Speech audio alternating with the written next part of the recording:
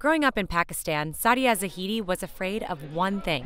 When I was growing up, my biggest fear was that I would end up having a brother, because then my parents, justifiably so, would probably end up spending more on giving him more opportunity. For many women like Sadia in Muslim-majority countries, parents prioritized economic opportunities for boys, who were expected to earn a living and ultimately provide for their own parents. Now that's starting to change. In the last 15 years, there's been a major transformation when it comes to women's integration into the labor force. Back in the year 2000, across the entire Muslim world, so more than 1 billion people, only 100 million adult women were working. And today, that number is 155 million. It's those 50 million plus women who are the subject of Sadia's book, which was published earlier this year. She came up with the idea while working on the World Economic Forum's annual Global Gender Gap Index.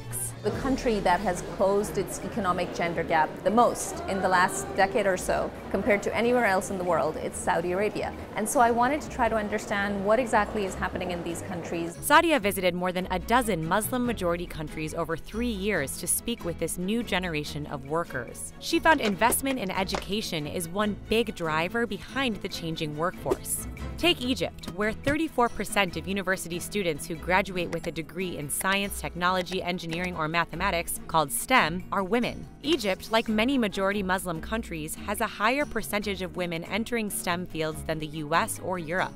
Young women who've got the right kinds of technology skill sets are the new wave of technology entrepreneurs in these countries, and trying to solve really specific problems, economic and social problems. Nafisa Bakar is founder of London-based media company Amalia. She's part of a new generation of entrepreneurs tailoring content and products for a female Muslim audience. We have different categories, everything from the latest style trends to how to live an ethical life to commentary on world events and things that are happening with a Muslim lens. What was that journey like for you in starting this company? Really, it was born out of a personal struggle. We just realized there was so much to be done in order to make the lives of Muslim women easier. And I guess it was one of those things where for a lot of people who run a business, it's I can either complain about these things or I can do something about it. More women entering the workforce translates into big economic gains. Sadia estimated equal labor force participation would add $1.6 trillion to Indonesia's economy, $1.3 trillion to both Saudi Arabia and Turkey, and $500 billion to both Iran and Pakistan.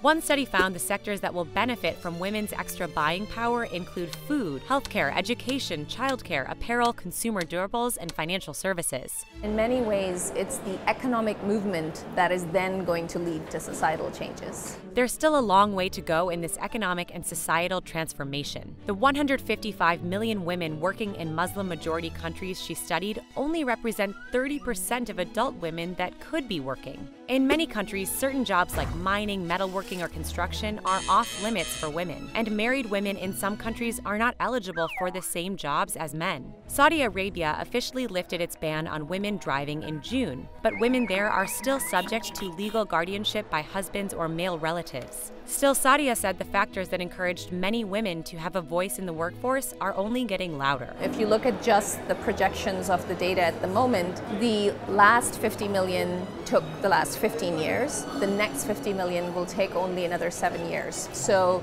the rate of change is also increasing, and I think there's a lot more to come.